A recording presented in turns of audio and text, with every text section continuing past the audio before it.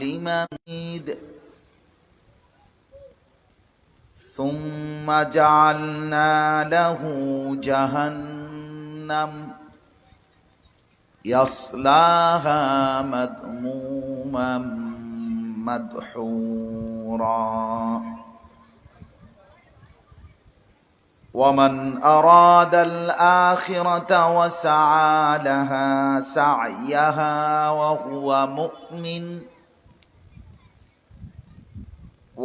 مؤمن فأولئك كان سعيهم مشكورا كلا نمد هؤلاء وهؤلاء من عطاء ربك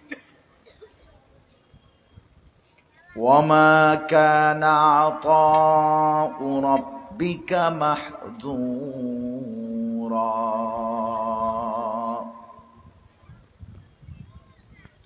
صدق الله مولانا العظيم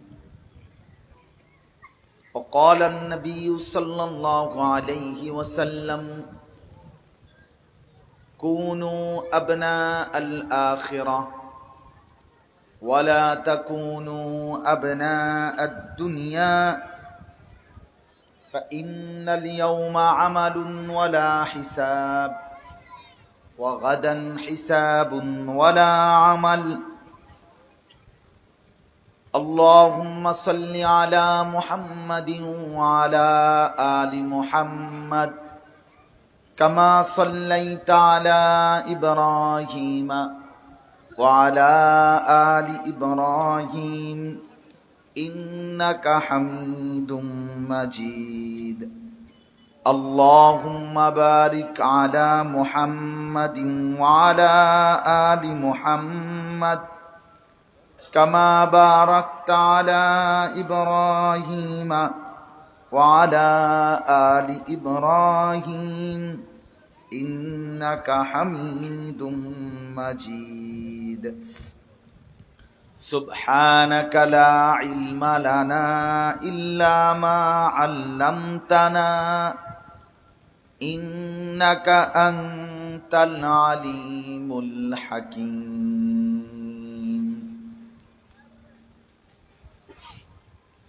আলহামদুলিল্লাহ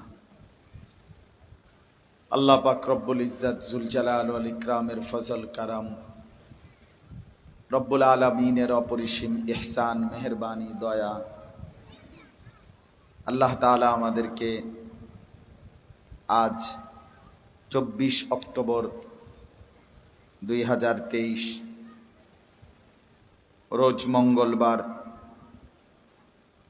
চাঁদপুর সদর দক্ষিণ রঘুনাথপুর জনকল্যাণ বাজার এলাকাবাসী ও মিফতাহুল উলুম ইসলামিয়া হাফিজিয়া মাদ্রাসার উদ্যোগে আজকের এই মোতাবাররাক 3 দিন ব্যাপী 18তম বাৎসরিক তাফসীরুল কোরআন মাহফিলের প্রথম দিনে আল্লাহ তাআলা আমাদেরকে আসবার বসবার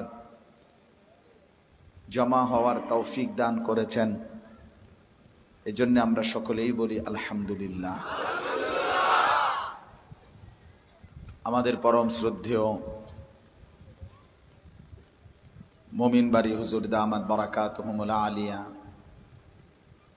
অল্প সময়ের জন্য আপনাদের মাঝে কথা বলেছেন আল্লাহ তাআলা হযরতকেও পূর্ণ সিহাত আফিয়ত দান করেন আজকের এই তাফসীর মাহফিল দেখা গেল এখানে 18তম 3 দিন ব্যাপী তাফসীর মাহফিল 3 দিনে প্রায় 12 জন আলোচকের নাম আছে 3 4 12 জন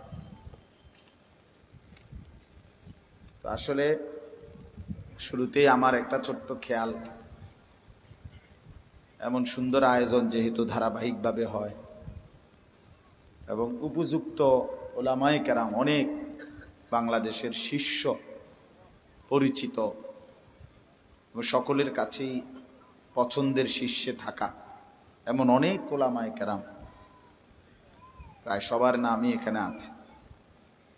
এটা অনেক সুন্দর বিষয়। আমার একটা অনুরোধ হলো আয়োজকদের কাছে, ইচ্ছা করলে ধারাবাহিক যেহেতু হয়, তো পুরা কোরআনুল কারীম ধারাবাহিক তাফসির হলে ভালো হয়। উদ্যোগ নিলে সহজ, সূরা ফাতিহা থেকে বন্টন করে দিলে হয়। 12 জন বক্তা, তো 12 জন বক্তা যদি 5 আয়াত করেও তাফসির করে, তাহলে 5 12 60 আয়াত। একটা সিরিয়াল সুন্দরভাবে দেখা যাবে যে কোনো একদিন হতে পারে, সেটা 20 বছর পরেই হোক, 30 বছর পরেই হোক, আল্লাহর কোরআনের সমাপ্তি হইতে পারে। গাজীপুর, ঢাকা গাজীপুর, কালীগঞ্জ, ওইখানে অনেকগুলো মাহফিল আমি এরকম দেখছি। আমি নিজেও গেছি 2 একবার। 9 দিন ব্যাপী তাফসির মাহফিল। ব্রাহ্মণবাড়িয়া আছে, নরসিংদীতে আছে, ধারাবাহিক তাফসির হয়। ও আমার ভাগে পড়ছে সিরিয়ালে, যেখানে আমারে আগে জানাইছে যে আপনার হুজুর সিরিয়ালে আপনার ভাগে এই সূরা আনফালের 5 আয়াত বা 7 আয়াত, ওইখানকার ওলামায়ে কেরাম মাশওয়ারা করে ভাগ করে দেয়। ফলে আলহামদুলিল্লাহ ধারাবাহিক। কিছু মানুষ তো আছে, সবাই তো আর গাফেল না, কিছু আল্লাহর বান্দা আছে মনোযোগ দিয়ে শুনে, পুরা কথাটাই শোনে, প্রত্যেকের কথাই শোনে। কার সুর ভালো, কার আওয়াজ ভালো, কার টান ভালো, কার চিৎকার ভালো, কার হুঙ্কার ভালো, এগুলো আসলে কোনো কথা না, এটা কোনো মূল বিষয় না। তাহলে তো আপনি মাখলুকের দিকেই ফিরলেন, আল্লাহ তাআলার দিকে ফিরলেন কই? অমুক বক্তা উনি যখন বয়ান করবে তখন বসবো, বা ওনারটাই শুধু শুনবো, তাইলে তো হইল না। আল্লাহর কথা যিনি বলেন, যখনই বলেন, সবারটাই দাম। ওমান আহসানু কাওলাম মিম্মান দাআ ইলাল্লাহ, আল্লাহ তাআলা বলেন তার কথার চাইতে উত্তম আর কার কথা হইতে পারে? যে মানুষকে আল্লাহর দিকে ডাকে। তাহলে আল্লাহর দিকে যে ডাকে, এমন সকলের কথাকে আল্লাহ বলছে আহসান, সর্বোত্তম, সর্বোত্তম কথা।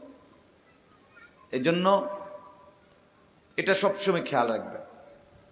আজকের এই 3 দিনের মাহফিল আজকে শুরু, আলহামদুলিল্লাহ অনেক উপযুক্ত ওলামায়ে কেরাম, সবার কথা মনোযোগ দিয়ে শুনুন। কিছু মানুষ এমন তৈরি হন, ইনশাআল্লাহ আমি সবগুলো কথা শোনার চেষ্টা করব। একেবারে কাছাকাছি যারা আছেন এলাকার, আপনারা পুরা সময় দেন, মনোযোগ দিয়ে শুনেন।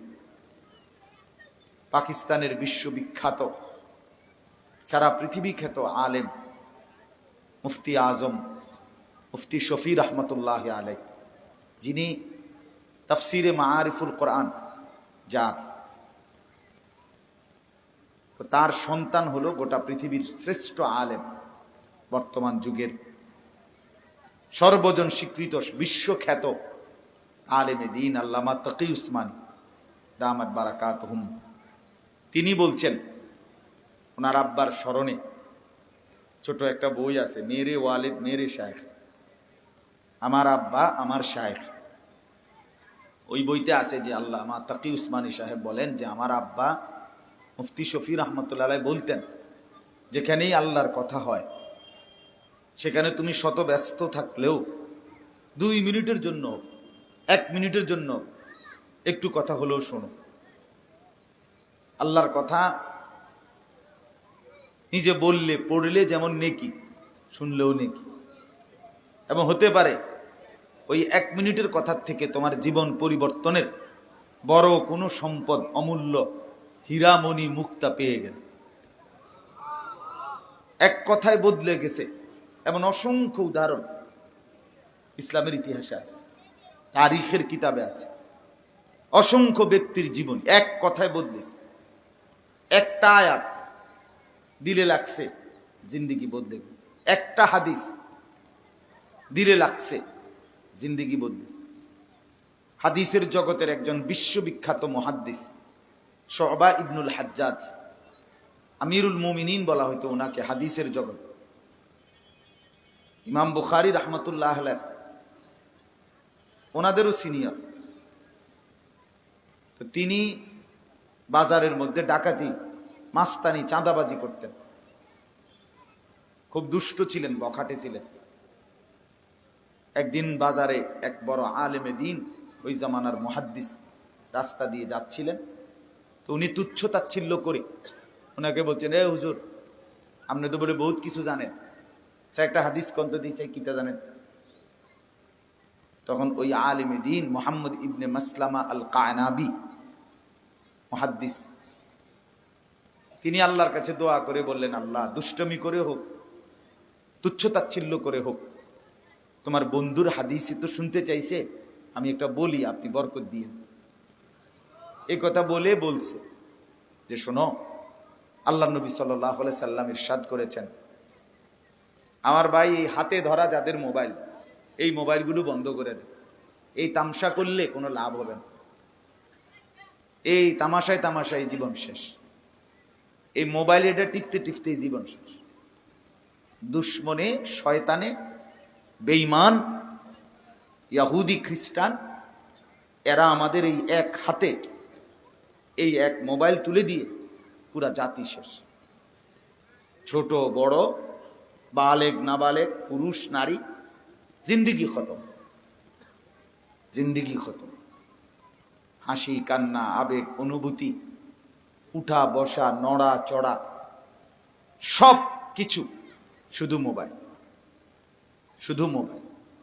এই অসভ্যতার শেষ কোথায় আল্লাহ জানে। এই খামখেয়ালির পরিণতি কি হবে, কোথায় দাঁড়াবে আল্লাহ জানে।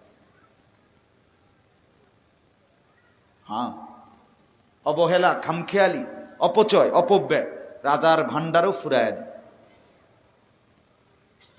রাজার ধনও ফুরাইয়া যায়। ছেলেপেলেরা, মহিলারা, পুরুষরা লাখ লাখ টাকা প্রতিদিন কল্পনা করেন। 18 কোটি জনবসতির এই বাংলাদেশে প্রতিদিন যদি 5 কোটি 10 কোটি মানুষ বা 5 কোটি মানুষে বড় মোবাইল চালায়, প্রত্যেকেই যদি 100 টাকা 200 টাকা করে এমবি ঢুকায়, তো প্রতিদিন কত কোটি টাকা ঢুকতেছে আর বাতাসে উঠতেছে। রাজার ধনও ফুরায় যাবে একদিন। আমি তো সবসময় বলি, আমাদের যেই যুবক শ্রেণী আজকে এই মোবাইলে আসক্ত, বড় মোবাইলে সারাদিন মোবাইল টিপে, নারীর ছবি, নাচ গান, অশ্লীল দৃশ্য, ফালতু কাজ, যে কোনো কিছুর ছবি, কুকুর, বিড়াল, শূকর, মানুষ, গরু, ছাগল, হুজুর, পাবলিক, জিডা ফায়দা, এটা কুত্তা হোক, বিলাই হোক, জন্তু হোক, জানোয়ার হোক, যেটা পায় এটা ছবি উঠায়। পাগল মাতালের মতো, মানে কোনো পূব পশ্চিম নেই, উত্তর দক্ষিণ নেই। কেন উঠায়, কি উঠায়, কিত্তা উঠায়, কারে দেখাইবা, কে দেখবো তোমার? এডি দেখলে কি তোমার নম্বর দিব? ফার্স্ট নাম্বার না ফেল নাম্বার, কি কিচ্ছুর কোনো লক্ষ্য উদ্দেশ্য।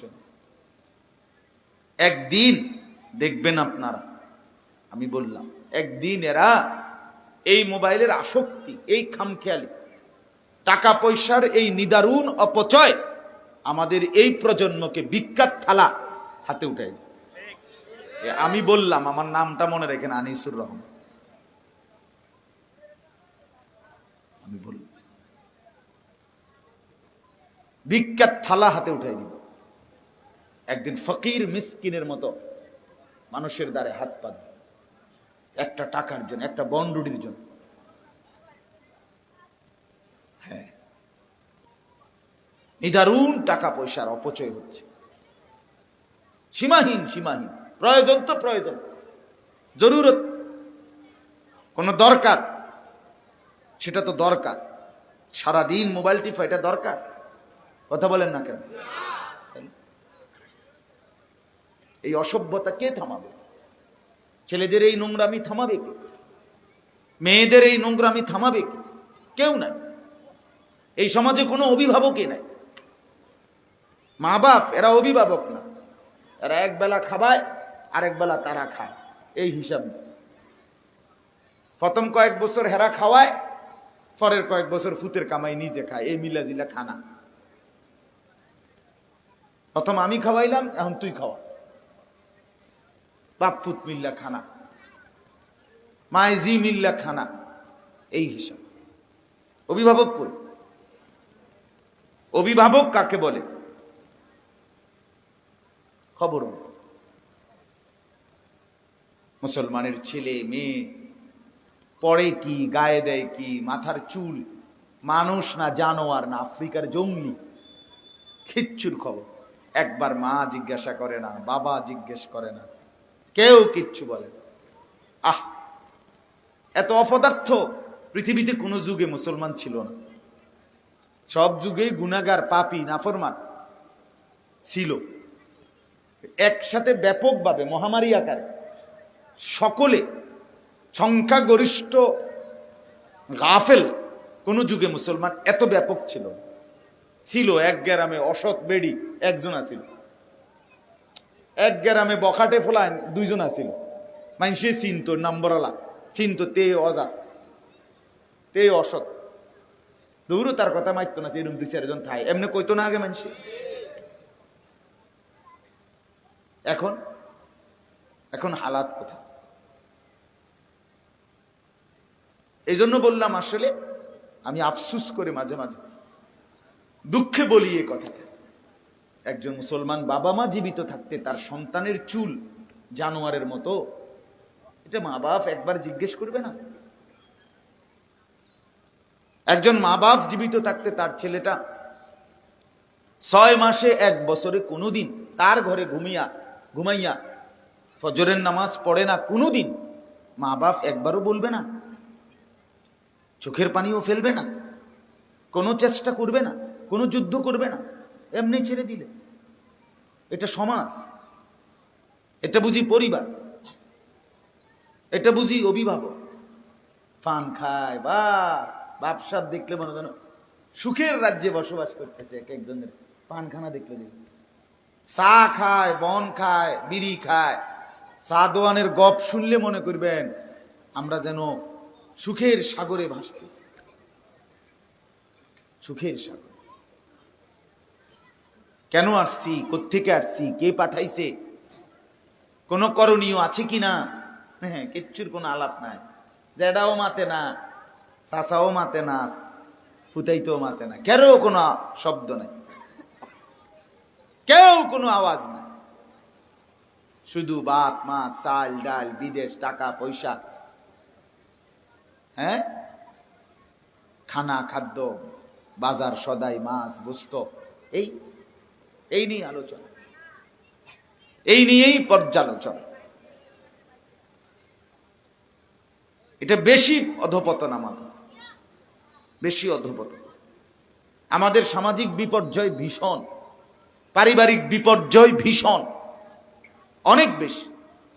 আপন মা বাপ জীবিত চোখের সামনে, আমার মেয়ে সাইজা গুইজা টাইট জামা পরে সারা শরীর সারা চেহারা রঙ্গে ঢঙ্গে সাইজা বের হয়ে যাচ্ছে আমার ঘর থেকে, মা বাপ জীবিত দেখতেছে, হায় হায় হায়, একবার জিজ্ঞেস করে না যে জানোয়ার কারে দেখাইতে বাইর হইতেছে?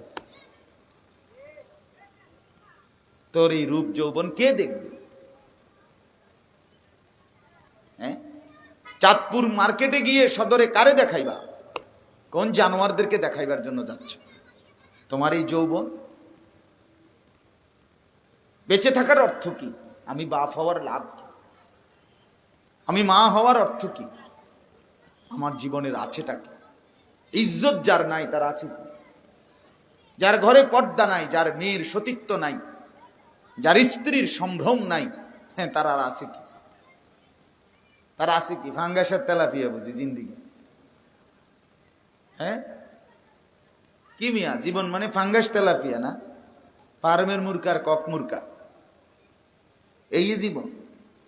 এ ফুলকপি ফাতা কপি দুন্দুল কইডা এগুলো, এরই নাম জীবন? সোফা, খাট, পালং, ফার্নিচার, এরই নাম জীবন? চায়ের কাপ, লবণের বাটি, কাচের প্লেট, ফ্রিজ, এসি, এগুলোই জীবন? এরই বলে মুসলমান? এটাই মুসলিম পরিবার? এটাই আখেরা? এটাই পরকাল? এটাই জিফুত মানুষ করা?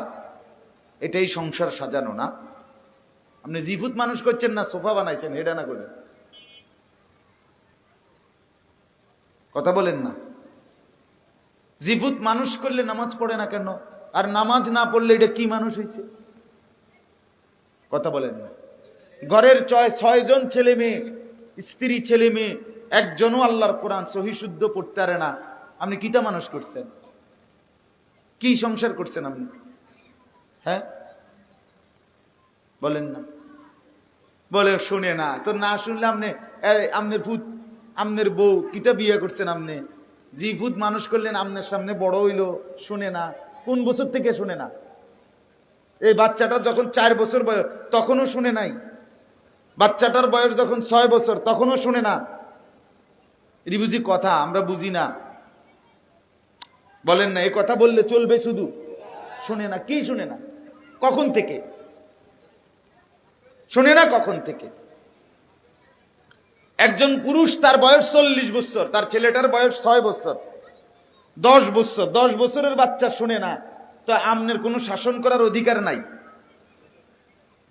হ্যাঁ, 10 বছরের বাচ্চার কাছে আপনি হেরে গেলেন, তো আমনেরই দিয়ে ইসলামের কোনো উপকার হইব? আমনি যুদ্ধ করবেন, আমনি ফিলিস্তিন যাবেন, আমনি ইসরায়েলের বিরুদ্ধে যুদ্ধ করবেন, আমনি মুসলমানের বিপদের সময় দাঁড়াইবেন। আপনার 10 বছরের ভূতের সামনে আপনি ব্যাটকান? আস্তাগফিরুল্লাহ। 4 বছরের বাচ্চা মোবাইল টিপে, মা হাসে। হা, নাফরমানি যখন, গাফলতি আর খামখেয়ালি, আল্লাহকে ভুলে গিয়ে যখন কলিজা অন্ধকার হয়ে যায়, তখন আর কোনোটাই কিছু মনে হয় না। ওয়ালাকিন তামাল কুলুবুল্লাতী ফিস সুদূর। আল্লাহ বলে নাফরমানের চোখ অন্ধ হয় না, নাফরমানের দিল অন্ধ হয়। তামাল কুলুব, কি অন্ধকার হয় বলেন না? দিল, দিল অন্ধকার। আল্লাতী ফিস সুদূর, আল্লাহ আরো আজ্ঞা দিছে, যেটা বুকের ভিতরে আছে সেইটা অন্ধকার হয়ে যায়, অন্ধ হয়ে যায়।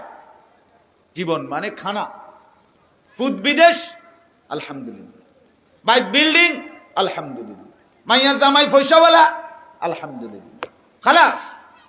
আমি পান বন খাইতেছি, চা বিস্কুট খাইতেছি, গপ মারতেছি, খালাস। আর কি সমস্যা? পৃথিবীতে আসছি যে জন্য, খানা ফিনা, এই তো না? আল্লাহ আমাদেরকে মাফ করে দেন। আমার বাপ, ভাবতে শিখেন, ভাবতে শিখেন, ভাবতে শিখেন। মুসিবত নিজে নিজেই টেনে আনতেছেন কিনা, আল্লাহর গজব টেনে আনতেছি কিনা, নাফরমানির কারণে, নাফরমানির কারণে। সন্তানদেরকে ফেরাইতেই হবে। কোরআনুল কারীমের মধ্যে আছে, ওয়াত্তাকু ফিতনাতাল লা তুসিবান্নাল্লাযীনা যালামু মিনকুম খাসসা। ডানে বামে তাকায়েন না, কেউ হাঁটুক বা বসুক, কেউ লাফাক, আপনি তাকাবেন না। আল্লাহ বলেন, আমার বান্দা, দুনিয়ায় আমার আযাব ভয় করো। কেন? ওয়াত্তাকু ফিতনাতান লা তুসিবান্নাল্লাযীনা যালামু মিনকুম খাসসা। দুনিয়াতে আমি আল্লাহর নীতি, আমি যখন দুনিয়ায় কোনো আযাব দেই, দুনিয়াতে যখন কোনো মুসিবতে ফেলি, তখন শুধুই কেবল যারা পাপ করেছে, জুলুম করেছে, অন্যায় করেছে, আমি শুধু তাদেরকে মুসিবতে ফেলি না, তাদেরকে শুধু আযাব দেই না। আমার দুনিয়ার নীতি, আমি আল্লাহ দুনিয়ায় যখন ঝড় ওঠে, ঘূর্ণিঝড় ওঠে, বন্যা লাগে, জলোচ্ছ্বাস হয়, ভূমিকম্প হয়, তুফান ছোটে, জুলুমের শিকার হয়, কাফের বেঈমান যখন মারে, বাড়িঘর পুড়ায় ফেলে, জ্বালায় ফেলে, রক্তে ভাসায়া দেয়, তো আল্লাহ বলেন দুনিয়ার আযাব অনুগত অবাধ্য উভয়কেই আমি দিয়ে থাকি।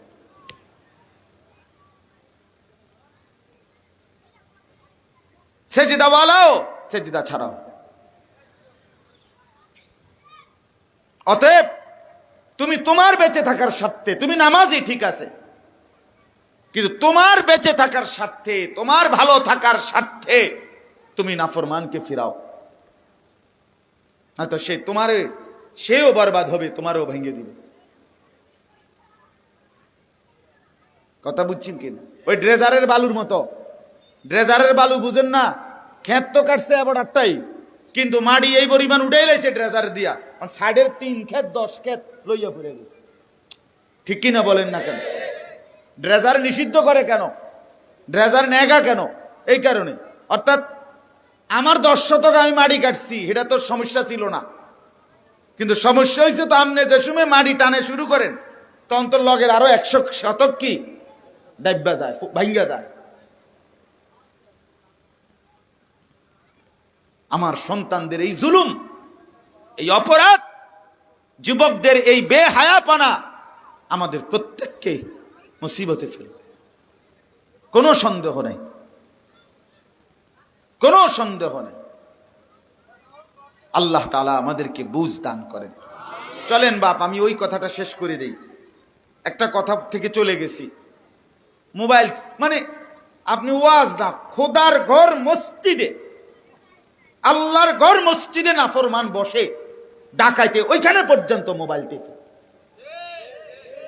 জুমার বয়ান চলতেছে, অসভ্য ওইখানে বসেও মোবাইল টিপতেছে। জাতির অধপতনের চিহ্ন। পাঞ্জাবি ওয়ালা হোক আর পাঞ্জাবি ছাড়া হোক, সবাইকে বললাম, যার গায়ে লাগুক, টুপিওয়ালা হোক আর টুপি ছাড়া হোক, হুজুর আমনেও যদি মোবাইল টিফিন না হুজুর হন, আমনেরই দিয়া মনে করেন দুনিয়ার কোনো কাম হইতো না। আপনি উদা ভাতে খাইয়ে দিতে পারবেন, আমনের বেডি আর আমনের জিফুত চালাইবেন, আর এর দূরে মোবাইল টিফিন না হুজুর দিয়া দুনিয়া তো কাম হইতো না, আমনেরই দিয়েও কোনো কাম হবে না। এই বদব্বর যারে ধরছে, এটা পাঞ্জাবিওয়ালা হোক আর পাঞ্জাবি ছাড়া হোক, শেষ, এবড়া শেষ মনে করলেন, এবড়া বাদ তালিকায়। হ্যাঁ হ্যাঁ, কারণ সে তো সারাক্ষণ এই ফালতু কাজে ব্যস্ত। সে ফিকির করবে কখন দেশ নিয়ে, জাতি নিয়ে, উম্মত নিয়ে, ইসলাম নিয়ে, আল্লাহর দ্বীন নিয়ে, মজলুম মুসলমানের জন্য ভাববে সে কিভাবে। তার তো জিন্দিগি কাটে না মোবাইল ছাড়া। মোবাইলের আসক্তি আমাদের সবাইকে বরবাদ করে, সবাইকে, আমাদেরকে ধ্বংসের শেষ মাথায় পৌঁছিয়ে দেবে এটার আসক্তি। আমি আবারও বলছি, প্রয়োজন প্রয়োজনই শুধু কথা বলছেন। অফিসিয়াল কাজ আছে, ব্যাংকে কোনো কাজ আছে, চাকরিতে কোনো কাজ আছে, বিদেশের ভিসা, পাসপোর্ট, বিদেশে থাকার কত, হ্যাঁ 100 বার জরুরত তো জরুরত, ঠিক কিনা বলেন না কেন? প্রয়োজন তো প্রয়োজনই, কম্পিউটারে অসংখ্য কাম প্রয়োজন আছে, তাই বলে কি সারাক্ষণ পড়ে থাকা এটা নিয়ে? এটা হলো আমার কথা। প্রয়োজনকে প্রয়োজনের মধ্যে রাখেন, প্রয়োজনের মধ্যে সীমাবদ্ধ রাখেন। এই প্রযুক্তির এই সর্বোচ্চ শতকরা 99% সবাই যখন ব্যবহার করতেছে, আলহামদুলিল্লাহ, তখনও তো আমি আমার শায়েখ আল্লামা মুফতি মুশতাকুন নবী কাসেমি, যাকে গোটা পৃথিবী খোঁজে, সারা পৃথিবীর বাংলাভাষী মুসলমান তার বয়ান শুনে, কোটি কোটি মুসলমান বয়ান শুনে, তার তো একটা বড় মোবাইল নাই, সে কিভাবে চলে? সে কিভাবে চলে? আমাদেরটা বাদই দিলাম। অনেক দরকার আছে, অনেক দরকার আছে, ঠিক আছে, আপনার দরকারের জন্য 100 বার ব্যবহার করেন, কিন্তু আপনার দরকারের জন্য রাখেন। আল্লাহ আমাদেরকে বুঝ দান করেন।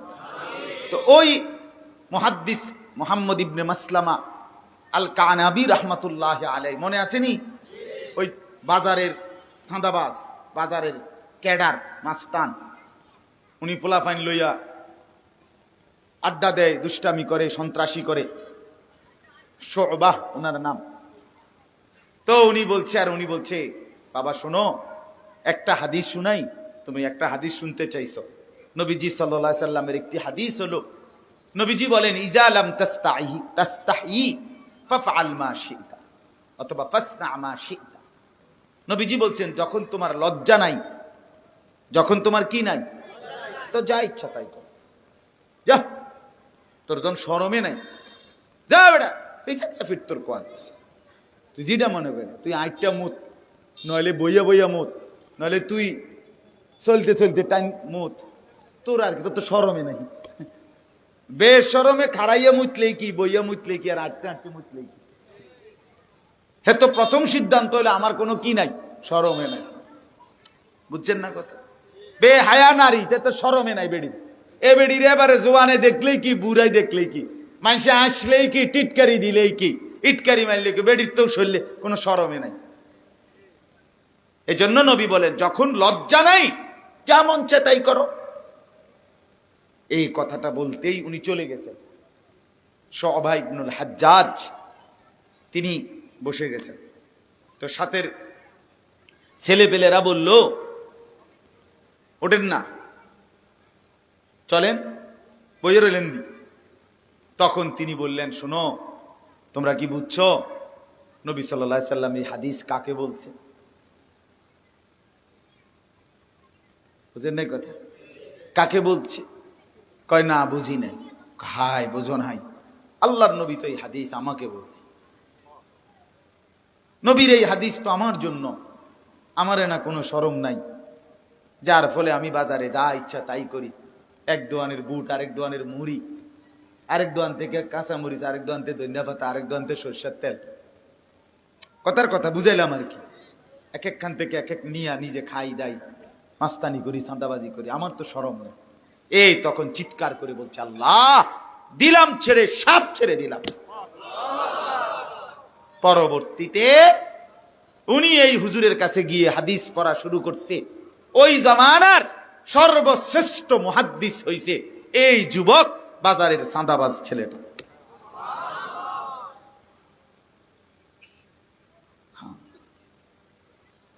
এই জন্য বললাম, আরো বহু উদাহরণ আছে, বহু উদাহরণ। বিশ্ববিখ্যাত ডাকাত সর্দার ছিলেন সামরকান্দের, রাশিয়ার ফুজাইল ইবনে আয়াজ। আল্লাহর কোরআনের একটি আয়াত রাত গভীরে এক বাড়িতে ডাকাতি করতে গিয়ে দরজায় দাঁড়াইছে, আর বাড়িওয়ালা ওই সময় তাহাজ্জুদ নামাজ পড়ে আল্লাহর কোরআন পড়তেছিলেন। এই অবস্থায় কোরআনের একটা আয়াত ওই বাড়িওয়ালা পড়ছে, উনি মাত্র গিয়ে দাঁড়াইছে। ডাকাতের সর্দার ছিলেন উনি।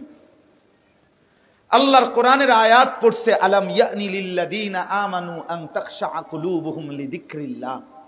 হে ঈমানদার মুমিন, আমার বান্দা, আমি আল্লাহর ভয়ে দিল নরম করার সময় আজও কি হয়নি? ফিরবা না? সেজদা তাইলে আর দিবা না? আমি আল্লাহকে তাইলে আর ডাকবা না? আমার গোলামি আর পড়বা না? হাই যুবক, তোমাদেরকে বলি, ফজরের নামাজ তাইলে আর পড়বা না কোনোদিন? 5 ওয়াক্ত নামাজ আর কোনোদিন পড়বা না? তাইলে আল্লাহকে আর কোনোদিন ডাকবা না? এই মোবাইলেই জিন্দিগি, এই নারী জিন্দিগি, এই রাস্তার নর্তকী দেখার নামে জীবন। আহা, সাথে সাথে কিতাবে আছে, তিনি দাঁড়িয়ে গেলেন। এই ডাকাত সর্দার ফুজাইল দাঁড়িয়ে পিছন দিকে, ফাদবারা, পিছনের দিকে ফিরে চলে আসছে। দরজা ভাঙ্গে নাই, আর ওই ঘর আর ডাকাতি করে নাই। এই পিছন ফিরে একটু পিছাইয়া আইয়া এই উনিও চিৎকার দিয়ে বলছেন, বালা ইয়া রব্বি কাদ আনা, হ্যাঁ রব, আল্লাহ, সময় হইছে, ছেড়ে দিলাম, দিলাম ছাইড়া। এরপরে হিজরত করে রাশিয়া থেকে মক্কায় চলে গেছে। মৃত্যু পর্যন্ত আল্লাহর ঘরের প্রতিবেশী হিসাবে ছিলেন। উনিই হচ্ছেন পরবর্তী জামানার বিশ্ববিখ্যাত বুজুর্গ ফুজাইল ইবনে আয়াজ রাহমাতুল্লাহ আলাইহি। ওই জামানার খলিফা মারওয়ান, বাদশাহ, মুসলমান আমিরুল মুমিনিন, সারা পৃথিবী মুসলিম খলিফা, উনি পরবর্তীতে এই বুজুর্গের কাছে গিয়ে ওনার 2টা জুতা বুকের মধ্যে লাগাইয়া দাঁড়াইয়া থাকতেন। এবারাই ছিল একদিন ডাকাতের সঙ্গে। জিন্দেগি বদলে গেছে এক কথায়। কয় কথায়? এক আয়াত, এক হাদিস। নবীজি যে বলছে, বাল্লিগু আন্নি ওয়ালাউ আয়া, আমার এক কথাই পৌঁছাও, এক কথাই বলে দাও, কারণ হেদায়েত তো আল্লাহর হাতে। কার পরিবর্তন কখন সেটা তো তুমি জানো না, আমরা জানি। কথা বলেন না কেন? কার হেদায়েত কখন তাও জানি না, কার পতন কখন তাও জানি না, কার ধ্বংস কখন। ইমানদার বিজয়ী, বেঈমান পরাজিত, এটা আল্লাহর ফয়সালা। বাকি কখন সেটা শুধুই আল্লাহর ইচ্ছা। সময় আমাদের তাড়াহুড়ার লগে মিলাইলে হইতো না, আমাদের সাথে মিলাইলে হবে না, আমরা লগে মিলাইলে হবে না। জালেম হেরে যাবে, ইমানদার জিতে যাবে, এটা সত্য, কোনো সন্দেহ নেই, একেবারে নিশ্চিত।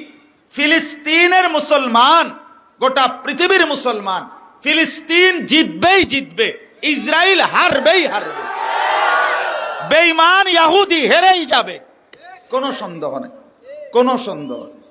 সময়ের ব্যবধান, সময়ের ব্যবধান। সেটা কতদিন? 75 বছর, নাকি 375, নাকি 475, নাকি এর বেশি, সেটা আল্লাহ পাক জানে। আমার তাড়াহুড়া দিয়া হবে না, আমার তাড়াহুড়া দিয়া হবে। আলফা সানাতিম মিম্মা তাউদ্দুন, কোরআনে আছে, বান্দা তুমি 1000 বছর গণলে যে দূর, আমি আল্লাহর একদিন এর দূর। মিম্মা তাউদ্দুন, তোমরা গুনে 1000 বছর গুণনা যে দূর, আমি আল্লাহর একদিনের দূর। ভাই আপনি উঠবে না ভাই, আরে আমি এতক্ষণ পরে না দেখছি, এনে আসেন না, এনে না, আরে আপনি আমার মুরব্বী, আমি এতক্ষণ বুঝি নাই, এখন বুঝছি। জি, তো 1000 বছর গুনলে যে দূর, আল্লাহ বলেন আমার একদিনের দূর। তাহলে আমগো তাড়াহুড়া আর আল্লাহর তাড়াহুড়া সমান সমান? কথা বুঝছেন আপনি? আমার সমান সমান হইব? আপনি আসরের পরে দোয়া কইরা মাগরিবের পরে কইতেছেন না, হইতো না, বুঝছি হইতো না, ওই যে বাদ দাও, চাই নিজের চেষ্টা নিজেই করি। আপনার না কইলাম কত দোয়া করতে, আরে করছি হুজুর, আপনার কথা শুনেই তো দোয়া করলাম। আসরের পর থেকে মাগরিব পর্যন্ত পুরাটা টাইম দোয়া করছে, পুরাটা টাইম। আরে বাপরে, মনে হয় যেন 950 বছর। আসরের পর থেকে মাগরিব কি 950 বছর? তো আপনি কিতে দোয়া করে উল্টে লেলেন, আপনি এমনই ছেড়ে দিলেন। আল্লাহ নবী সাল্লাল্লাহু আলাইহি সাল্লাম ইরশাদ করেছেন, ইউস্তাজাবু লি আহাদিকুম মা লাম ইউআজ্জিল, তোমাদের প্রত্যেকটা দোয়া কবুল হয়ে থাকে যদি তাড়াহুড়া না করো। রাসূলকে জিজ্ঞেস করছে, ওয়ামাল ইস্তেজাল, হে আল্লাহর নবী তাড়াহুড়া মানে কি? নবীজি বলেন, তাড়াহুড়া মানে হলো কোন মুমিন দোয়া করতে থাকে, দোয়া করতে থাকে, দোয়া করতে থাকে, অতঃপর কবুল হচ্ছে না মনে করে ছেড়ে দেয়, এটাই তাড়াহুড়া।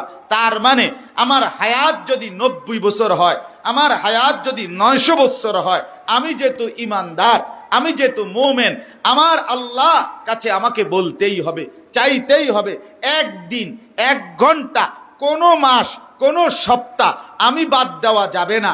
এটাই হলো তাড়াহুড়া না করা। হতে পারে দোয়া করলাম আমি, কবুল হবে আমার সন্তানের জামানা, হতে পারে আমার কি নাতি দেখবে, নাতি দেখবে। কথা বুঝেন নাই আপনার? নাতি, আমরা গ্রাম অঞ্চলে কয় কিনা, ওই যে উষ্টা খাইয়া পড়লে বাচ্চা গেলে বড় কোনো বিপদ, হ্যাঁ তার রূপে কোনো তার ময় মুরব্বীর কি আসিল, দোয়া আসিল। হতে পারে তোর দাদা দোয়া করে গেছে, দাদার বাপে দোয়া করে গেছে, আজকে সেই দোয়ার বরকতে এই ঘরের নাতি আইসা বেঁচে গেছে। এজন্য মুমিন হতাশ হওয়ার কিছু নেই, মুমিনের জন্য হতাশা জায়েজ নাই, হতাশা কুফরি। আমাদের জন্য হতাশা কি বলেন না? ফিলিস্তিন জিতবে, বলেন ইনশাআল্লাহ। 75 বছর বড় কিছু না, 750 বছর লাগুক, 100 বছর লাগুক, আর 200 বছর লাগুক, 190 বছর পরে হলেও, 190 বছর পরে ব্রিটিশ এই ভারতীয় উপমহাদেশ ছেড়ে চলে যেতে হয়েছে। ব্রিটিশের লাল কুত্তা থাকতে পারে নাই, কাজে ওই সাদা কুত্তাও থাকতে পারবে না, থাকতে পারবে না, ছাড়তেই হবে। দখলদার মূল জমিওয়ালার জমি নিতারে না, কথা বোঝেন না এমনি, আমরা গ্রাম দেশের কথা এটা। মানে মামলা হইতে পারে। এই পরশুদিন আমার একজনে কইল, হুজুর 63 বছর পরে তার নাতি জমি পাইছে। দখলদার কি করতে হয়? ছেড়ে দিতে হয় জায়গা। মামলা চলে হয়তো 70 বছর, কিন্তু এরপরেও কি ছেড়ে দিতে হয়। কাজে ফিলিস্তিনের পুরা জমিন মুসলমানের জমিন, মুসলমানের বিজয় করা জমিন। সাহাবায়ে কেরাম, হযরত আবু বকর সিদ্দিকের জামানায় ফিলিস্তিনের যুদ্ধ শুরু হয়েছে। হযরত ওমর রাদিয়াল্লাহু তাআলা আনহুর জামানায় আয়েশা, হযরত আবু উবায়দা ইবনুল জাররাহ, হযরত আমর ইবনুল আস, হযরত শুরাহবিল ইবনে হাসানা, হযরতে মুআবিয়া ইবনে আবি সুফিয়ান, হযরত ইয়াজিদ ইবনে আবি সুফিয়ান, এরকম বড় বড় জলিলুল কদর সাহাবীরা প্রত্যেকে ফিলিস্তিনে যুদ্ধ করছে। শেষ পর্যন্ত ফিলিস্তিন বিজয়ের কাগজে হযরতে ওমর মদিনা থেকে উটের পিঠে চড়ে জেরুজালেম এসে নিজে সই করছে। ইসলামের দ্বিতীয় খলিফা ওমরের হাতে সই করা জমি, কি খামখেয়ালি রেজিস্ট্রি দিছে ওমর। কথা বোঝেন না আপনি? রেজিস্ট্রি দিছে কারা? ওমর। ওমর নিজে সই দিছে। এটা মুসলমানের জমি। কার জমিন বলেন? এজন্য বাপ আমার, বন্ধু আমার, জওয়ান সাথীরা আমার, হতাশ না হওয়া এক নাম্বার কাজ। এটা একটা করণীয় আমাদের। মুমিন হতাশ হবে না। মুমিন কি হবে না? হযরত ইয়াকুব আলাইহিস সালাম ওনার ছেলে ইউসুফকে ছোটবেলায় হারাইছিলেন না? 10 ছেলের ষড়যন্ত্রে 40 বছর পরে, 40 বছর একটানা কাঁদছে, চোখের পানি ফেলছে, অন্ধ হয়ে গেছে। অবিয়াদ্দাত আইনাহু মিনাল হুজন। আল্লাহ কোরআনে বলেন ইয়াকুবের 2 চোখ কাঁদতে কাঁদতে অন্ধ হয়ে সাদা হয়ে গেছে, এখন আর দেখে না কিছু। 40 বছর পরেও যখন 10 ছেলে দুর্ভিক্ষের কারণে, অভাবের কারণে খাবার কিনতে গেছে মিশরে, এই ফিলিস্তিন থেকে। ইয়াকুব আলাইহিস সালামের জন্মভূমি কিন্তু এই ফিলিস্তিনে, কানান। তো এইখান থেকে 10 ভাই যখন মিশরে গেছে খাবার আনতে, খাবার কিনতে, 3 বার গেছে খাবার কিনবার জন্য। 3 বারেই ইয়াকুব আলাইহিস সালাম যাওয়ার সময় বলছে, বাপ আমার ছেলেটাকে তালাশ করো, ইউসুফকে খুঁজো খুঁজো। 3য় বারেও আবার বলছে। আগের 2 বার ছেলেরা খুঁজে আইছে, পাইছে না। 3য় বার আবার গেছে ছেলেরা। এইবারও উনি বলছে, ইয়া বনি আযহাবু, হে আমার সন্তানেরা যাও, ফাতাহাসসু, সাথে সাথে আমার ছেলেটাকে তালাশ করিও। এরপরে বললেন, ওয়ালা তাইআসু, আমার সন্তানরা নিরাশ হইও না। ইন্নাহু লা ইয়াইআসু মির রাউহিল্লাহি ইল্লাল কওমুল কাফিরুন। ইয়াকুব নবী বললেন, শোনো ছেলেরা, আল্লাহর রহমত থেকে নিরাশ হইতে পারে একমাত্র তারা, কাফের বেঈমান যারা। আল্লাহর রহমত থেকে নিরাশ হয় কে? বেঈমান। মুমিন কি হয় না? মুমিন নিরাশ। মুমিনের জন্য হতাশা কুফরি। মুমিন হতাশ হলে কুফরি হয়, নিরাশ হলে না হইতো না, আমনে বেঈমান। কইছি খোদারে, আজ যেমন 5 বছর ধরে কইছি, বুঝছি খোদা আমার লগে নাই, আমনে বেঈমান। আমনে কি বলেন না? আমনে কাফের বেটা, আমনে বেঈমান বেটা। আমনে 30 বছর পর্যন্ত যদি না পান, আমনের ফুতায় না আজকে 30 বছর, এরপরও আপনি আল্লাহ ছাড়া ডাকার মতো আর কেউ আছে কি আপনার? আমনে বুঝি এর লাগা খাজার কাছে যাইবেন, আমনে বুঝি এর লাগা গাছের মধ্যে লাল সুতা বাঁধিবেন, আমনে বুঝি এর লাগা কচ্ছপের কাছে গিয়ে বাচ্চা খুঁজবেন? হ্যাঁ, মুশরিক তুমি, মুশরিক বেটা, বেঈমান। মুমিনের জন্য শেষ সেকেন্ড পর্যন্ত ডাকতে হবে, হায়াতের শেষ মিনিটও কাকে? ওমান ইয়াকনাতু মির রাহমাতি রাব্বিহি ইল্লা দাল্লুন। আল্লাহ তাআলা বলেন, আল্লাহর রহমত থেকে নিরাশ হতে পারে কেবল তারা, পথভ্রষ্ট গোমরাহ যারা। এজন্য চোখের পানি ফেলবেন, দোয়া করবেন। যারা তাহাজ্জুদ নামাজ পড়েন, রাত গভীরে 1 ফোঁটা চোখের পানি ফেলবেন মজলুম মুসলমানের জন্য। প্রতিদিন হিসাব রাখবেন। 1 নাম্বার হলো কয়েকটা করণীয় কাজ করবেন। 1 নাম্বার হলো নিজের ঘরে পরিবারে উঠতে চলতে বসতে এই শব্দটা এই কথাটা আপনারা মুখে মুখে উচ্চারণ করবেন নিজের বাচ্চা কাচ্চা সবার কাছে, যে ফিলিস্তিন আমার। ফিলিস্তিন কার? ফিলিস্তিন আমার। ওই অঞ্চলের মুসলমানদের না, এটা গোটা 2.25 কোটি মুসলমানের জায়গা। কাদের জায়গা এটা বলেন? আমাদের সবার। তাহলে ফিলিস্তিন কার? আমার। ফিলিস্তিন আমার। 1 ইঞ্চি জমিন আমরা ছাড়তে রাজি না। কিভাবে হবে? আপনি যাবেন কিভাবে? আপনার বংশধর যাবে কিভাবে? আল্লাহর দ্বীন কিভাবে বিজয়ী হবে? সেটা অবশ্যই আল্লাহ তাআলা পথ দেখাবে, পথ খুলবে, রাস্তা খুলবে, ইন্তজাম হবে। একদিন বিজয়ের পতাকা উড়বেই উড়বে, কোনো সন্দেহ নেই, কোনো সন্দেহ। সাপোর্টার আমেরিকা ইসরায়েলকে হাত দিয়ে রাখছে, বুকে আগলায় রাখছে। আমরা আছি ইসরায়েলের পক্ষে। বেঈমান, তুই ইসরায়েলের পক্ষে নিলি কেন? তুই না বলে তারে যদি রক্ষা করতে পারস, নিজে আফগানিস্তান থেকে সরে গেলি কেন? কথা বেহায়া, নিজে হাইরা, নিজের লুঙ্গি নাই, আরেকজন রে খেলে হাফ প্যান্ট ধরে রাখছে। ধরো তোমার হাফ প্যান্ট লাগলে আমি ফিন দাম। ধীরে বেটা, তুই হাফ প্যান্ট ফিন বেটা, নিজেরটা বেটা। বেশরম কোথাকার। কোন শরমে বল? তোদের সমর্থনের উপরে ভরসা করে তারা টিকবে, তো তোরা টিকলি না কেন আফগানের কাছে? কথা বলেন না কেন? হ্যাঁ, ধোকা ধোকা ধোকা। আমার মালিকের সামনে সব ধোকা। বললাম না সময়ের ব্যবধান। বলেন ইনশাআল্লাহ। হ্যাঁ, এ কথা মুখে মুখে বলবেন, স্ত্রীর কাছে, ছেলের কাছে, মেয়ের কাছে, সবাইকে শোনাবেন, সবাই নিয়ে দোয়া করবেন। আমি আমার 7 বছরের ছেলে সাফওয়ান, তারে মুখস্থ করাইছি যে বাপ বলো, ঘরে বসাইয়া বিবি, মেয়ে, ছেলেদেরকে 1 ঘন্টা লাগাইয়া বুঝাইয়া কইছি, বাপ শোনো, সবাই শোনো, ফিলিস্তিন আমার।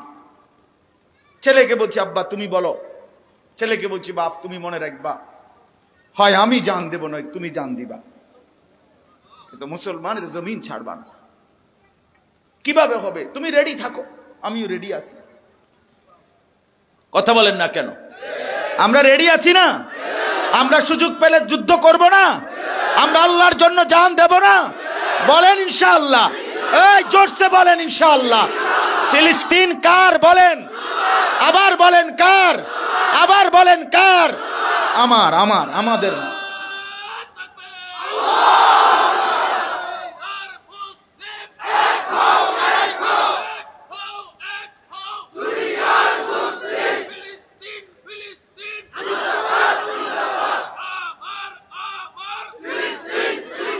হ্যাঁ, ফিলিস্তিন আমার, সোজা কথা। এটা জানেন না আপনারা? অনেক ইতিহাস। একটা শুধু কথা বলি, একটা কথা, শুধু এতটুকু বুঝবেন। ইসরায়েল যেই জায়গা দখল করছে, ফিলিস্তিন মুসলমানদের জমি, 78% জমি দখল করছে, 22% জমি মাত্র মুসলমানদের জন্য রাখছে। এদের টার্গেট শুধু এই বাকি, মানে মনে করেন এই মাঠটা 100% মাঠ মনে করেন, এটার 78 ভাগ দখল করছে, আর 22% বাকি। এই 22% দখল করিলে তাদের দেশ গঠন সমাপ্ত, এটা না, খোদার কসম এটা না ঘটনা। কথা বুঝেন নাই আপনি?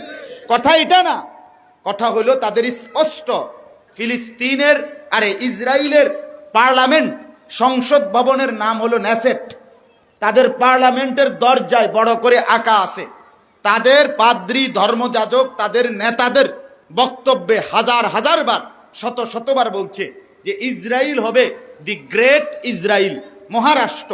অর্থাৎ শুধু এতটুকু জায়গা না, বরং আমাদের নবী সাল্লাল্লাহু আলাইহি সাল্লাম তিনি যখন মদিনায় হিজরত করে গেছিলেন, তখন মদিনায় 3টা ইহুদি গোত্র ছিল, বনু নজির, বনু কাইনুকা, বনু কুরাইজা।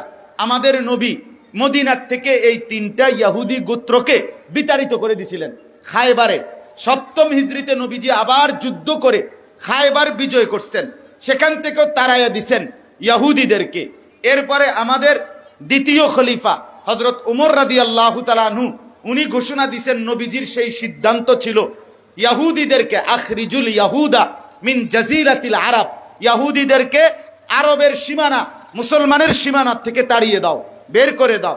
হযরত উমর রাদিয়াল্লাহু তাআলা আনহু দ্বিতীয় খলিফা থাকাকালীন ইহুদিদেরকে আরব সীমানা থেকে বের করে দিছেন।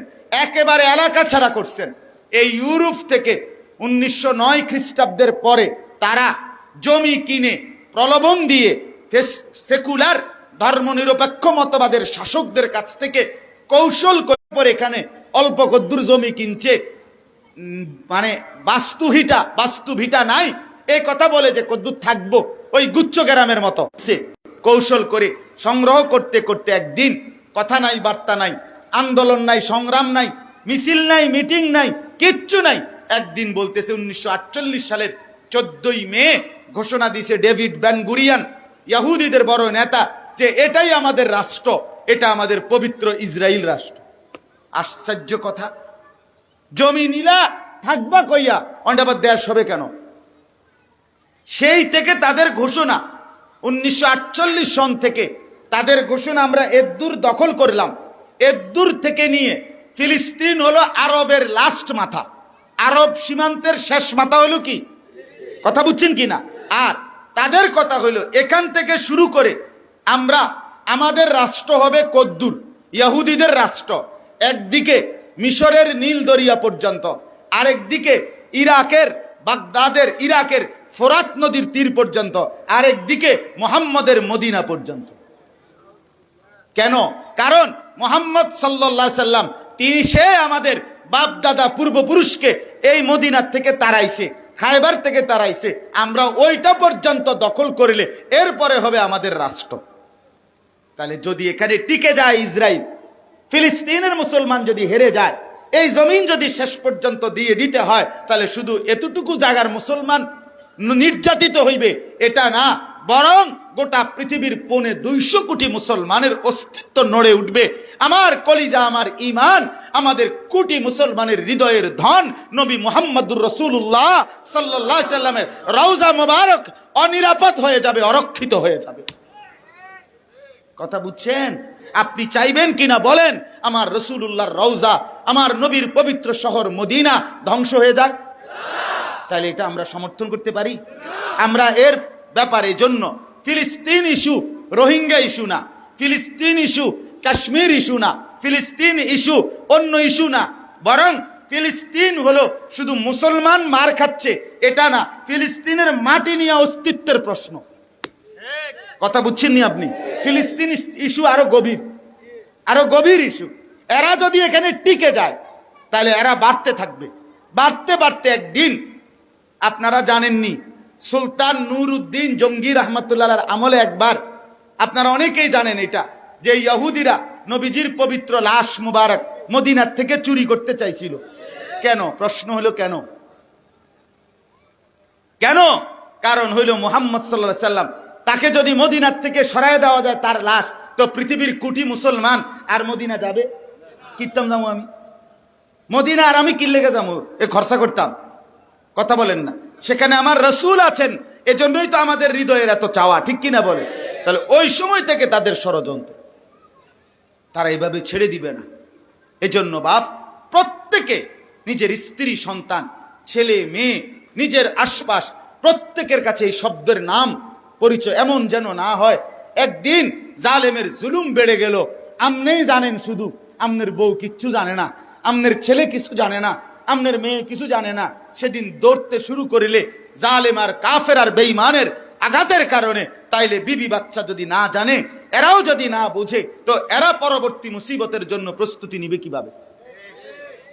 কথা বলেন না? এজন্য সবাইকে শোনাবেন যে ফিলিস্তিন আমার। ফিলিস্তিন কার?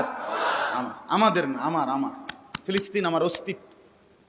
ফিলিস্তিনের প্রতি ইঞ্চি জমিন আমরা আল্লাহর কাছে বলতে থাকি, হতাশ না হই। 1 নাম্বার হলো সবাইকে জানানো, বলা, বুঝা। 250 কোটি মুসলমান নিজের মধ্যে এই দুঃখ, এই মুসিবত, এই জুলুমকে, এই অত্যাচার, অন্যায়কে আমাদের ভিতরে শেয়ার করা, আমাদের হৃদয়ে লালন করা, এবং আমাদের আল্লাহর সাথে আমরা রাত গভীরে বলা, মাওলা সেজদা করি আপনাকে, জুলুমের শিকার হব কেন আমরা? আমাদের রক্ত ঝরবে কেন? আমাদের বোন নির্যাতিত হবে কেন? আমাদের ছোট্ট ছোট্ট মাসুম বাচ্চার লাশ এভাবে তড়ফাবে কেন? বিষয়টাকে হালকা নজরে দেখেন না, বলেন ইনশাআল্লাহ। দেখেন আমি আয়াতের তর্জমা শুনাই। আপনাদের কাছে আল্লাহ তাআলা বলেন সূরা বনী ইসরাইল 15 নম্বর পারা 17 নম্বর সূরা সূরা বনী ইসরাইল আল্লাহ তাআলা বলেন 16 নম্বর আয়াত ওয়া ইদা আরাদনা আন নুহলিকা কারিয়াতান, আমি যখন সিদ্ধান্ত নেই কোন জনপদকে ধ্বংস করে দেব, তো আল্লাহ বলেন আমার না মুতরাফিহা, আমি তখন নবীর মাধ্যমে রাসূলের মাধ্যমে আমার প্রেরিত ব্যক্তিদের মাধ্যমে তাদের মধ্যে যারা সম্পদশালী ধনাঢ্য সম্পদওয়ালা ক্ষমতাওয়ালা তাদেরকে বিশেষভাবে আমার হুকুম মানতে বলি। কিন্তু সম্পদের বড়াই ক্ষমতার বড়াই অহংকার আর মাতব্বরি করতে গিয়ে ফাসাকু ফিহা, তারা আমার নাফরমানি করতে থাকে। ফাহাক্কা আলাইহাল কওল, এক সময় আমার সিদ্ধান্ত কার্যকর হয়ে যায়। ফাদাম্মারনাহা তাদমীরা, আমি তখন সেই জনপদকে একদম গোষ্ঠী শুদ্ধা নিঃশেষ করে দেব। তাহলে কি বোঝা গেল? আজকের আমেরিকা কয়টা টাকা হইছে আছে, ইউরোপ কয়টা টাকা আছে, ইসরায়েলের কাছে কয়টা টাকা আছে, ইয়াহুদি পৃথিবীর সবচেয়ে বড়, মনে রাখবেন, পৃথিবীর সবচেয়ে বড় সুদী মহাজন ইয়াহুদিরা। হ্যাঁ, সুদ, পৃথিবীর সবচেয়ে বড় সুদখোর, নিকৃষ্ট সুদখোর ইয়াহুদিরা। এটা সত্য, এটা ঐতিহাসিক তথ্য। এরা সুদের পাওনা আদায়ের জন্য ইয়াহুদিরা, তাদের এরকম অভ্যাস আছে, বইতে আমরা ছোটবেলায় ইংরেজি গল্পতে পড়ছি, সুদী কারবারি এই ইয়াহুদি সুদের টাকা দেয় নাই দেখা ওই ব্যক্তির গোশত শরীর থেকে কাইটটা রাইখা দিছে। এত নিকৃষ্ট জানোয়ার এই ইয়াহুদির। আল্লাহ বলেন যখনই আমি সিদ্ধান্ত নেই কোনো জনপদ ধ্বংস করব, তো ধ্বংসের আগে মূলত সম্পদওয়ালারা ক্ষমতাওয়ালারা মুতরাফিহা মালওয়ালারা সীমা লঙ্ঘন শুরু করে, বাড়াবাড়ি শুরু করে, আর আমি তাদেরকে ফিরতে বলি, তারা ফিরে না, তারা আমার নাফরমানি ছাড়ে না। তখন সত্যি সত্যি আমার ফয়সালা এসে যায়, আমি চূড়ান্ত ভাবে একেবারে নাস্তানাবুদ ধ্বংস করে ছেড়ে দেই, উজাড় করে দেই। উজাড়, ফাদাম্মারনাহা তাদমীরা অর্থ হলো একদম উজাড় করে দেই। কওমে লুতকে আমি আল্লাহ যখন ধ্বংস করছি তখন আর তাদের একজনও বাকি ছিল না। কওমে নূহকে যখন আমি ধ্বংস করছি তখন আর একজনও বাকি ছিল না। কওমে সামুদকে আমি যখন ধ্বংস করছি একজনও বাকি ছিল না। কওমে আদকে আমি যখন ধ্বংস করছি কুলের বাচ্চাটাকেও বাঁচতে দেইনি, একজনও। আল্লাহ বলেন ওয়া কাম আহলাকনা মিনাল কুরুন মিন বাদি নূহ, একবার তো নূহ নবীর প্লাবনে সবাইকে ধ্বংস করছি, এরপরেও তুমি কি জানো না বান্দা, খবর নাও, যুগে যুগে আমি আল্লাহ অসংখ্য জাতি গোষ্ঠী ব্যক্তি অবাধ্য নাফরমান পাপী সীমালঙ্ঘনকারী আমি ধ্বংস করেছি। করছে কিনা বলে? কিন্তু সবাইকে কি 30 বছরের মাথাত, সবাইকে কি 90 বছরের মাথাত? না না। আপনি একটা কথা শুধু বোঝেন, নূহ আলাইহিস সালাম আল্লাহর দ্বীনের দাওয়াত দেওয়া শুরু করছে, মনে করেন আইজগা। এই কওম জুলুম অত্যাচার শুরু করছে উনার উপরে ওই দিন থেকে। এখন 950 বছর এক টানা তারা অত্যাচারই করে গেছে উনার উপরে। তারা এত লম্বা সময়ে তারা এবং তাদের বাপ দাদা বংশধর কেউ ভাবে নাই তাদেরকে কেউ ধরবে কোনোদিন। কথা বোঝেন নাই? সার পাইতে পাইতে জুলুম করতে করতে কতদিন? 950। একটা গুরুত্বপূর্ণ কথা মনে রাখবেন, নূহ আলাইহিস সালামের বয়স ছিল 950, কিন্তু ওনার কওমের, ওনার যে এলাকার কওম, এরা কিন্তু সবাই 950 বছরওয়ালা না, এরা স্বাভাবিক হায়াতওয়ালা। মানে একই ফ্যামিলির, আমরা তাফসিরে পড়ছি, এক ঘরের 7 জনকে, 7 পুরুষকেও নূহ নবী কালেমার দাওয়াত দিয়েছে। বুঝেন নাই? 7 পুরুষ, বুঝছেন নি আপনি কথাটা? দাদা, বাপ, ফুত, নাতি, নাতির ঘরের ফুত, হেতের ঘরে আবার ফুত, হেতের ঘরে আবার ফুত, এরকম কি 7 পুরুষ। আমরা কই না 14 গোষ্ঠী, এরকম 7 গোষ্ঠী, 7 পুরুষকেও নূহ আলাইহিস সালাম কালেমার দাওয়াত দিছে। কেউ ঈমান আনে নাই, বরং প্রত্যেকেই বংশ পরক্রমায় জুলুম করে গেছে, অন্যায় করে গেছে। আল্লাহ বলছে অপেক্ষা করো, অপেক্ষা করো, অপেক্ষা করো, অপেক্ষা করো। 950 বছর পরে হলেও যেদিন আল্লাহ ধরছে সেদিন একসাথে পানিতে চুবাইয়া একজন যে একটা বড়ি বানাইবো নূহ নবীর কওমের থেকে দূর অনুমান দরকার এমনও নাই। আছে কিনা বলেন না কেন? আছে কিনা? তাহলে আমনের ওই আগের কথাটা মনে আসেনি? তাড়াহুড়ার সুযোগ নাই। কথা বলেন না কেন? কি সুযোগ নাই? যেদিন আল্লাহ নবী সাল্লাল্লাহু আলাইহি সাল্লাম তায়েফের ময়দানে, আরে আমনে তো আমরা মুসলমান, কিন্তু আমাদের নবী আল্লাহর কেমন প্রিয় আমনে কন না, কথাটা কন। আপনি কি কল্পনা করেন? কদ্দুর ভাবেন আমনে? আমনের আমার কাছে রসুল প্রিয় যেদ্দুর, আল্লাহর কাছে প্রিয় এদ্দুর। বেল আসেনি আমগো? আমরা সবাই মিল্লা ভালোবাসলেই কি, ভালো না বাসলেই কি। মোহাম্মদ হামেদে হামদে খুদা বাস, খুদা মদহে আফরি মুস্তাফা বাস।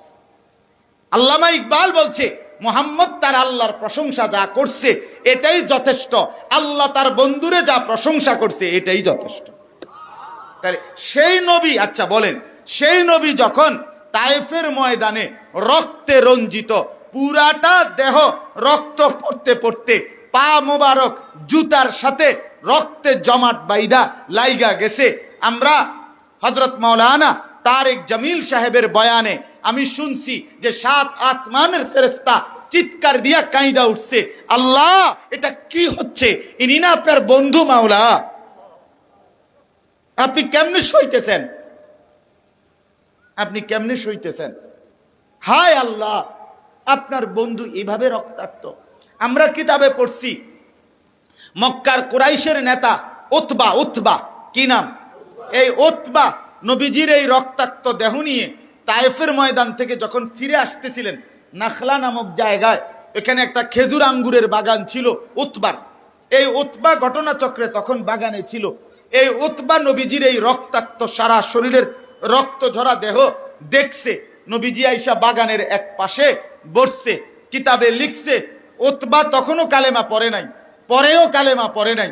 এই বেঈমান কাফেরদের সর্দার গত 11 বছর নবীরে জুলুম করছে তারাই, তারপরেও সেই উতবা চিৎকার করে বলছে চোখের পানি ছেড়ে দিয়ে, হায় তায়েববাসী, তোমরা আমার ভাতিজাকে এভাবে কেমনে মারলা? আমরাও তো গত 1 বছর ভাতিজার বিরোধিতা করতে গিয়ে এভাবে মারি নাই কোনোদিন, বিরোধিতা করছি ঠিক আছে। এতটা জুলুম, এতটা নির্যাতনের শিকার হওয়ার পরেও ওই ঘন্টার মধ্যেই কি আল্লাহ তাআলা কাফের ধ্বংস করছে? না না বন্ধু, অপেক্ষা করেন, অপেক্ষা করেন। আসেন, ফিরে আসেন মক্কায়, চলেন মেরাজে, আবার আসেন, চলেন এবার মদিনায়, চলেন মদিনায়, শুরু করেন যুদ্ধ। শুরু হইল যুদ্ধ, বদরের যুদ্ধ, উহুদের যুদ্ধ, খন্দকের যুদ্ধ, খায়বারের যুদ্ধ।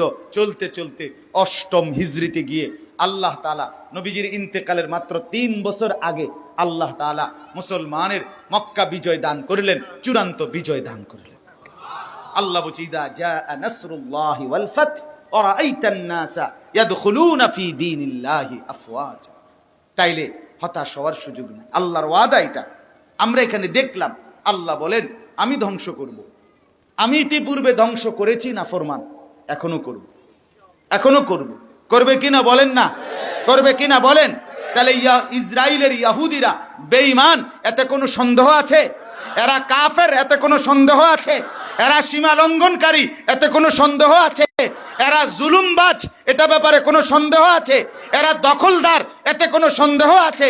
তাইলে অবশ্যই একতেও কোনো সন্দেহ নাই যে আল্লাহ প্রতিশোধ নেবে, আল্লাহ আযাব দিবে, আল্লাহ শাস্তি দিবে। তবে একটা কথা মনে রাখবেন, আখিরি জামানার উম্মত, আমাদের নবীর উম্মতের ব্যাপারে আল্লাহর একটা ফয়সালা হলো, আগে আল্লাহ সরাসরি আযাব দিয়ে ধ্বংস করতেন, এখন আল্লাহর ফয়সালা হলো শেষ নবীর উম্মত যুদ্ধ করবে, জিহাদ করবে, আল্লাহর দ্বীনের জন্য নিজে যখন জান বাজি রেখে সামনে দাঁড়াবে, আমি আল্লাহ তাদের উপরে ভর করে আমার বিজয় দান করব। এই জন্য একটা কথা আছে আরবিতে প্রসিদ্ধ, এই কথাটা মনে রাখবেন, আমরা আব্রাহার যুগে নই। আমরা কার যুগে না? মানে আমরা এখনকার এই যুগে আমাদের জন্য আবাবিল, আমরা হতার থাকমু, আমরা বয়ে বয়ে মোবাইল টিপবেন, আমনে বইয়া চা দোয়ানে গপ মারবেন, আমনে বন খাইবেন, আমনে বিড়ি খাইবেন, আমনে আরে দাড়ি রাখবেন না, আমনের বউ বাচ্চা সব আল্লাহর নাফরমানি করবে। হঠাৎ তুইটা দেখবেন ইসলাম বিজয়ী হইয়া আপনারা সবাই মন্ত্রী মিনিস্টার হয়ে গেছেন। ঘটনা গীতা ঘটনাটা কি? এত রঙে কাদওয়ান বাহি খায়, কথা বলেন না কেন? এত হুক নাই সিরা বেজে না কাকা, আটটু পানি দম লাগে, আটটু কি দম লাগে? হ্যাঁ, এত এত হুক না সিরা বেজে না। কথা বুঝছেন? এটা আখিরি জামানার ফয়সালা। কাতিলুহুম ইউআযিবুহুমুল্লাহু বিআইদিকুম। আল্লাহ বলছে তোমরা যুদ্ধ করো তোমাদের হাতে, তোমাদের হাতে, বিআইদিকুম, তোমাদের হাতে আমি আল্লাহ বেঈমানকে শাস্তি দেব। ইন তানসুরুল্লাহ ইয়ানসুরকুম, কোরআনের আয়াত। আল্লাহ বলে তোমরা আমাকে সাহায্য করো, আমি তোমাদেরকে সাহায্য করব। তোমরা আমার দ্বীনের জন্য এগিয়ে আসো। বদরের যুদ্ধে সাহাবায়ে কেরাম মদিনায় থাইকাই তো বিজয় লাভ করছে, ঠিক না? ঠিক ঠিক। হ্যাঁ, বাইর থেকে বদরের যুদ্ধ, বাইর থেকে উহুদের যুদ্ধে, বাইর থেকে। তাইলে সাহাবায়ে কেরাম ময়দানে গেছে কিনা বলেন? রাসূলুল্লাহ সাল্লাল্লাহু আলাইহি ওয়াসাল্লাম ময়দানে গেছে কিনা? যুদ্ধের কাফেলা রেডি করছে, 313 জনের দাঁড় করাইছে। যেভাবে দাঁড় করাইয়া নবীজি সারা রাত তাহাজ্জুদ পড়ছে, কাঁদছে, সাহাবীদেরকে যুদ্ধের ময়দানে দাঁড় করাইছে। এরপরে নবীজি বলছে, আমি পিছন দিকে ফিরে এসে পাহাড়ের টিলার নিচে, বুখারীর রিওয়ায়াত, আল্লাহর নবী চোখের পানি ফেলে সেজদা দিয়া অজরে কান্না শুরু করছে আর বলছে, আল্লাহুম্মা ইন তুহলিক হাদিহিল ইসাবা লান তু'বাদা ফিল আরদ। মাওলা, আমি আমার সামর্থ্যটুকু নিয়ে আসছি। এরা আমার গত মক্কার 13 বছর, মদিনার এখন প্রায় 1 বছরের কাছাকাছি, গত 14 বছরের দিবা নিশির মেহনতের ফসল আমার এই 313 জন সাহাবী। আমি তায়েফের রক্তের বিনিময়ে এই সাহাবী করে আনছি, আমার এত কষ্টের বিনিময়ে আমি এগরে দাঁড় করাইছি। এখন যদি বেঈমানের সামনে আমগরে হারাইয়া দেন, ধ্বংস করে দেন, আমনের বন্দিগি কে করবে মাওলা? আপনার সেজদা কে করবে? আল্লাহ তাআলা। তখন আল্লাহ বলছে, জিবরাইল যাও না, বন্ধু তো কাঁদতেছে, যাও, তুমি যাও না। যাও না কেন জিবরাইল? আমার বন্ধু তো বদরের প্রান্তরে চোখের পানিতে ভাসায় দিতেছে, যাও জিবরাইল। আল্লাহর হুকুমে জিবরাইল তখন 1000 ফেরেশতা নিয়ে, কোন বর্ণনায় 3000, কোন বর্ণনায় 5000 ফেরেশতা নিয়ে আল্লাহর হুকুমে এসে মুমিনের সাথে যুদ্ধ করছে। ফলে আল্লাহ মুসলমানের বিজয় দান করছে। আপনি হঠাৎ থেকে হইতো না, হ্যাঁ তারা করে নাকি? সৌদি আরব করে কি? আপনি কিতা করেন সেইটা কর, কথা বলেন না কেন? ওই অমুক দেশ করে কি? আপনি যে বইয়া বইয়া বিড়ি খান, এই মুসলমান বলেন না কেন? আপনি যে রঙিন টেলিভিশনে নর্তকীর নাচ দেখেন, এটা গুনাহ না? আপনি যে হারাম রোজগার করেন, আপনি যে হালাল উপার্জন করেন না, সোজা হিসাব। এজন্য গোটা পৃথিবীর সমস্ত মুসলমানের ইমানি দায়িত্ব, আমি আমার জায়গা থেকে আল্লাহর কাছে বলা, আল্লাহ আমাকে সুযোগ দেন, আমি জান দেব মাওলা। আল্লাহকে বলেন, কেউ লাগবে না, বলে আল্লাহ আপনার যদি ভালো লাগে ফিলিস্তিনের মজলুম মুসলমানের জীবন রক্ষার জন্য যদি আমি আনিসুর রহমানের কলিজা যদি আপনার পছন্দ হয়, তো আমার রক্ত দিয়ে হলো মুসলমানকে বাঁচায় দেন, আমি আগে জান দেব। আল্লাহ আমাকে সুযোগ দেন, আমি যেতে চাই, আমি কি করতে পারি মাওলা, আপনি আমাকে সুযোগ দেন। দিল থেকে বলবেন, বলেন ইনশাআল্লাহ। আল্লাহ তাআলা আমাদের প্রত্যেককে তৌফিক দেন, আল্লাহ তাআলা আমাদেরকে কবুল করেন। আমার বাপ, অতএব আমরা প্রত্যেকে ইনশাআল্লাহ ইমানের উপরে উঠি, আখলাকের উপরে উঠি, আমরা আমাদের আমল সুন্দর করি। গোটা পৃথিবীর মুসলমানের কাছে দোয়াও করেন, সারা পৃথিবীর মুসলিম শাসকরা যেন ফিলিস্তিনের পক্ষে বাস্তবিক অর্থে যেন হুঙ্কার দেয়, গর্জে ওঠে। মুসলমানের প্রতিটা অস্ত্র সারা পৃথিবীর মুসলিম বিশ্বের এটা যেন ইসরায়েলের বেঈমানের বিরুদ্ধে যেন ব্যবহার হয়। আল্লাহ আমাদেরকে তৌফিক দেন, কবুল করেন, আমিন। ইনশাআল্লাহ আবার বয়ান হবে, মনোযোগ দিয়ে আপনারা শুনবেন। এই 3 দিনের তাফসীরুল কোরআন মাহফিল আল্লাহ তাআলা কবুল করেন। ভাইদের ফিকির